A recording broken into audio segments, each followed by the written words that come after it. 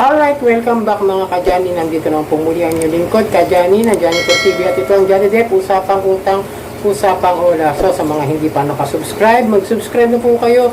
Like and share nyo na rin yung ating videos para aware kayo sa mga kaganapan at usapan dito sa mga online lending apps mga ka-Johnny.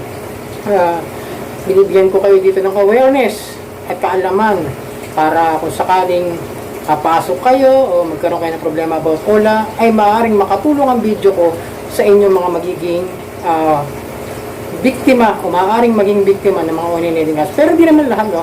Meron pa rin naman dalawa lang talaga yung nakikita ko matino. At yung ibang mga OLA naman is mga under ng mga bangko. Meron pa rin. Pero yung mga OLA karamihan dyan is mga talagang alam niyo na, mapang-abuso at mapanglamang sa kapwa Pilipino. At alam niyo na mga ginawa nila, mga unfair debt collection practices. Ayun. At pag-aaralan natin yan dito para maging aware kayo mga ka-Johnny. So yun mga ka-Johnny, no? Meron lamang tayong pag-uusapan ulit dito. Nga pala, medyo maaga tayo nga dahil hindi ako pumasok dahil naglakad kami ng mga papeles para sa kasal mga ka-Johnny, no? Na-update ko lang kayo sa kaganapan. Hindi ko nga lang ma-vlog kasi nga busy rin ako sa trabaho, busy rin ako sa paggawa ng mga content na kagaya nito. Maaaring makatulong sa inyo mga ka-Johnny. Sa nga palang masasabi ko nga pala, tandaan nyo itong sasabihin ko, bukal po sa loob ko ito. Hindi man po ako mabuting tao, may malasakit naman po ako sa kapwa ko. Yun lang po mga ka-Johnny. So yun, pag-usapan natin. Meron kasi akong nakitang comment dito sa United OLA Victims Movement. Excuse me. Basahin natin at pag-aralan natin. May nakapag-loan ba dito sa Cash Express at Digido at hindi nabayaran? As lang po sana if makaka-affect sa credit score or baka hindi na maka-loan sa SSS or Pag-ibig at di makakuha ng credit cards. So yung tinatanong niya is para maka-affect sa tinatawag na Credit Information Corporation o yung credit history o yung credit score niya mga ka-Johnny. So makaka-affect ba? Yes, makaka-affect po sa CIC dahil accessing entities po ang Cash Express at ang Digido. Masakit mang sabihin o masakit mang sabihin, alamin ninyo ang katotohanan at malaman ninyo ay accessing entities po sila ng CIC. So kung magkakaroon kayo ng problema at di kayo makabayad sa Digido at sa Cash Express, kakababa talaga po ito ng inyong credit score.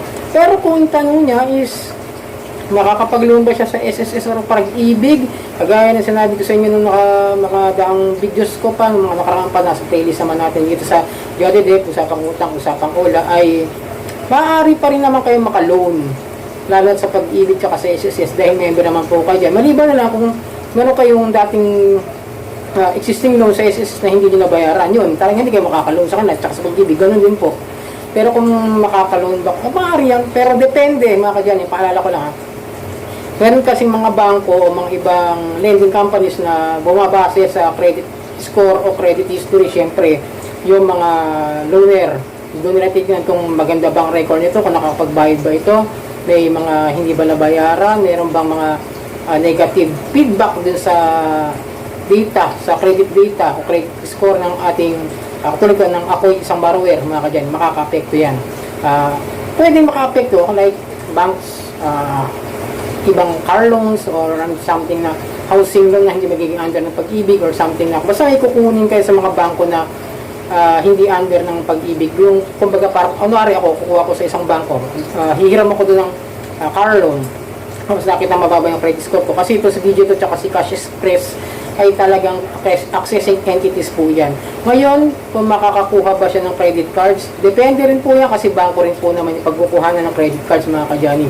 Kung papayagan ba kayo makapahiram ng mga bangko na ito dahil nga sa maaaring maging credit score na mababa at credit history ninyo na hindi maganda para sa kanila at yun ang pagbabakayan, pagbasehan ng mga bangko na maaaring yung hiraman. May isa pa akong papakita sa inyo mga ka-Johnny, mag-ingat din kayo rito.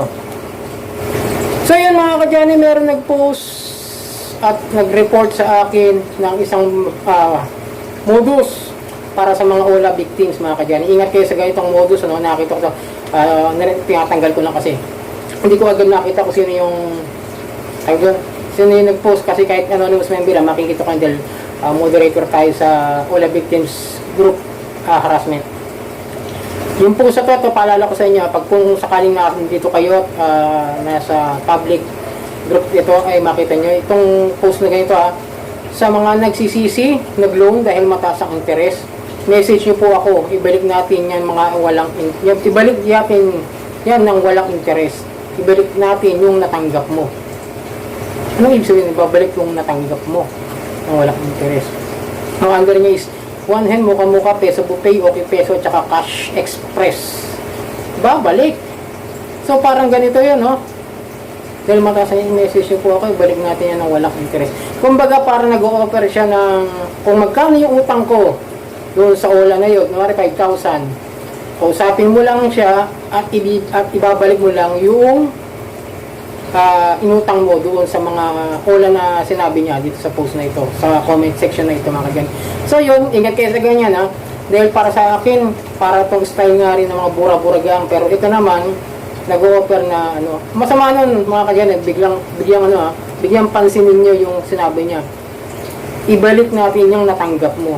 Baka mamaya sa kanya lang mapunta yun. Ingat kayo dyan, baka imbis na makapagbayad kayo sa mga OLA ninyo na gusto nyo bayaran kahit na hindi naman kayo masyadong naapektuhan or naharas, talagang gusto nyo mabayaran talaga yung utang, baka maloko kayo. Baka imbis na nabayaran nyo yung OLA nyo, nabayaran nyo, yun yung maling tao, yung maling agent. Ingat kayo dito, parang mga parang style bura-buragang mga kadyani, ha. Paalala, may bago na namang style. Kunwari, tutulungan ka, sasabi ko, yung mga tulong na mayroong kapalit. Buti pa rin sa itong channel ko, wala akong kapalit na hiningi sa inyo. Thank you lang, maraming salamat na rin po sa inyo at sa patuloy na pagsubaybay at pagtangkilik at pagsuporte sa aking channel ay malaking kabayaran nyo na po yun para sa akin. Kumbaga parang yun na po yung aking pinakapasasalamat sa inyo. At kung ano man po yung kaya kong gawin na maibigay sa inyo, maipayo, maituro, kung sakasakali, maibibigay ko naman hanggat kaya ko at saka hanggang sa the best na aking gagawin para maturuan ko kayo, matulungan ko kayo sa abot ng aking mga kakayahan, mga kadyani. So yun, itong inyong lingkod, kadyani ng Janitor TV at itong Janitor, usapang utang, usapang OLA.